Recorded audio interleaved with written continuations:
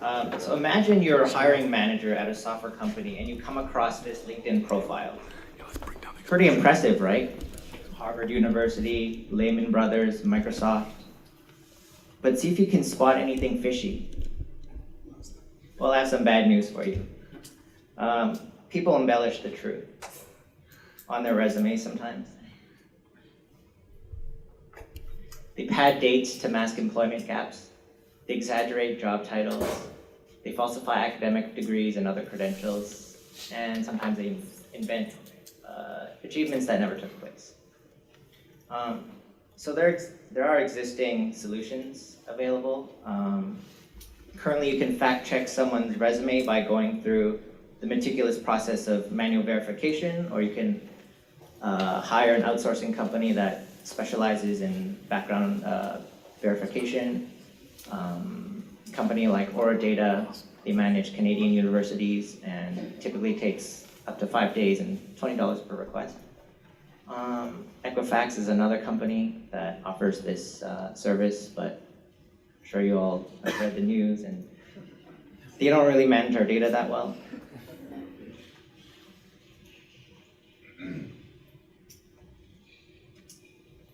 But does it have to be this way?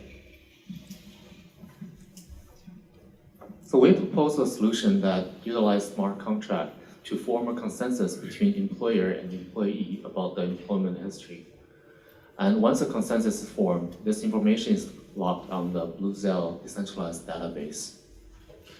The advantage of using the system is that we can avoid the individual bias of the employment history, and also this entire system will not be having any downtimes or single point of failure. This is a technical breakdown of how the system will work. The school or company will send a write request to the individual. This request has two pieces of information, which is data, which can be your degree, which can be you have worked there somewhere, and they will sign this data with their private key. And the student or employee will receive this request. If they decided to prove it, they will sign this information again with their private key. And all this are handled by a smart contract. At the end, this information will be logged onto Bluzelle database as a key value pair. And the value will have information and two signatures, so that after years, you can still come back and read the agreement. Here's a quick demo.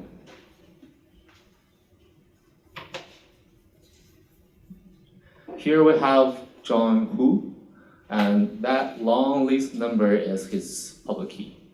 Here he has education, and scrolling down there's his work history. We didn't really fill out anything, just as a quick demo.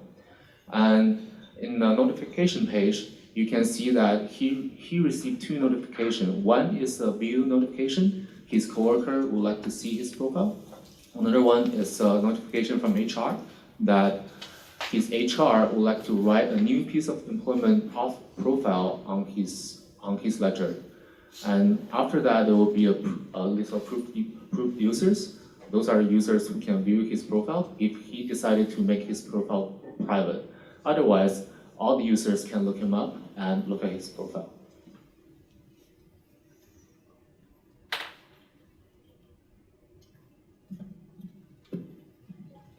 All right, so Horace has shown you a preview of the web app, but this could easily be extended into a mobile app, an API.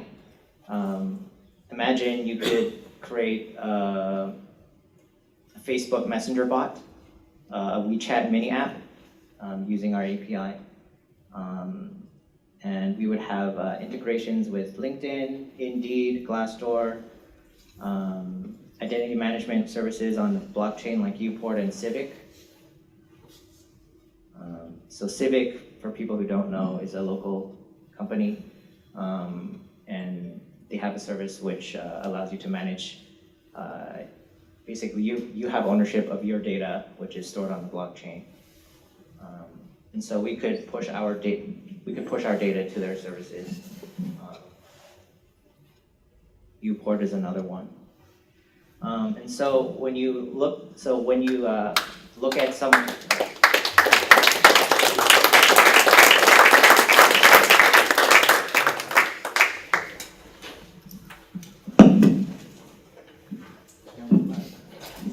Thanks, guys. I know the hook is a bit of a killer. Sorry. Oh, you can leave that. You might want to leave that plugged in because the judge is going to ask you a few questions. So yeah, I'm going to pass the mic over to the judges now for Q&A. Sorry, so I'm being a little unoriginal here. I'm pretty much going to repeat my last question verbatim. So to what extent was the actual Buzel database and APIs used for the purposes of your demo today? So because we're using a smart contract, so we actually had to use their smart contract API, which I would not officially release. So we didn't like make the entire live demo or make the entire live product, but we have got advice from few mentors how this entire workflow will go, and we also got advice that in the future there might be some changes to the product, such as the user ID will not be one, be just an ID and password at the same time, it will be password and another ID, so that it will be more secure. Like it will make the entire system more secure. So we verified our workflow using the Buzel database, but we didn't really make actually a product because that API is not used.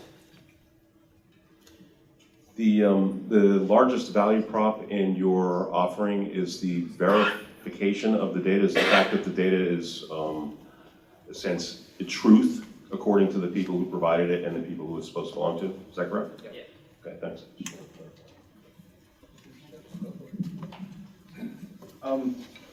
When the school company signs your data, how do you know that that key actually does belong to the school and company that they say? So the last slide, which I couldn't Go explain, ahead and show. That's good. was like basically how Twitter verifies like celebrities or important people. It's actually kind of a manual process, so we would have to do that. So it would be a centralized process. When school sends you a request for your profile, they will send you the information and they will send you also their signed version, right? Okay. While school, you can use their public key to verify their private key through the information, and their public key is public, so you know that. Right, but everybody's public key is public. Yeah, exactly. So you know, so you can go to their website maybe. Okay, yeah, no, that's a good answer. Colin, Charles, did you guys have any questions? Any follow-ups from Brian or, oh, we have a follow-up from Neeraj?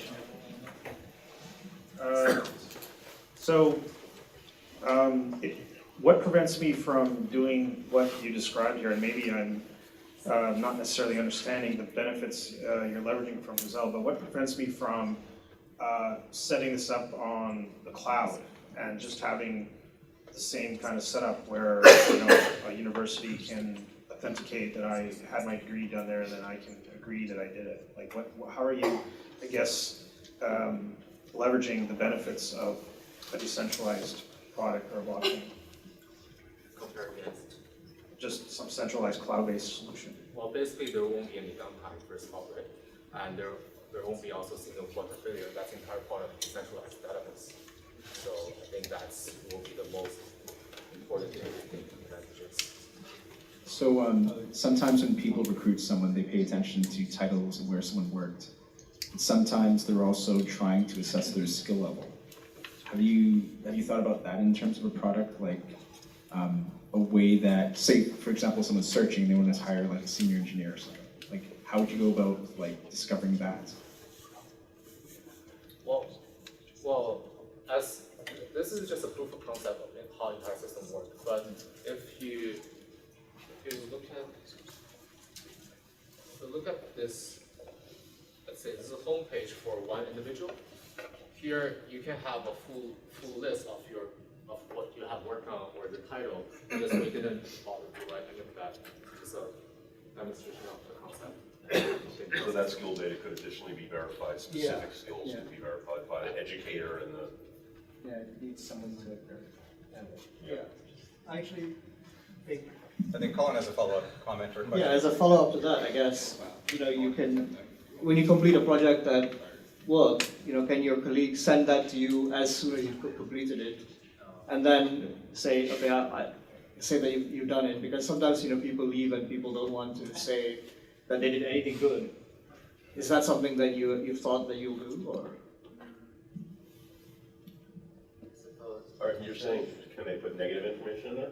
Yeah, They can, but the person Yeah. who owns the data won't sign it. correct. Yeah, you can actually, yeah, exactly, you can decline it. You can decline it. So one thing we But what deliberately, if you did a bad job? yeah, so one thing we deliberately tried to avoid was like, like people, like restaurant industry, a lot of them don't like Yelp and review sites because people write nasty things sometimes and they have no control over that. And a lot of it is like, a lot of it is opinion, but we want to keep this based on fact. Sometimes on LinkedIn you'll see like endorsements, but you don't know if they're paid or they're their friend or if they're actually true. So we kind of stay away from that and just like, you can't deny that I went to this school I studied this program and this is when I started, this is when I ended. Right? There's endless opinions, but we want to keep only original feedback. Or credential. Exactly. So just a quick follow-up. Okay, so sorry, one last question from Neeraj.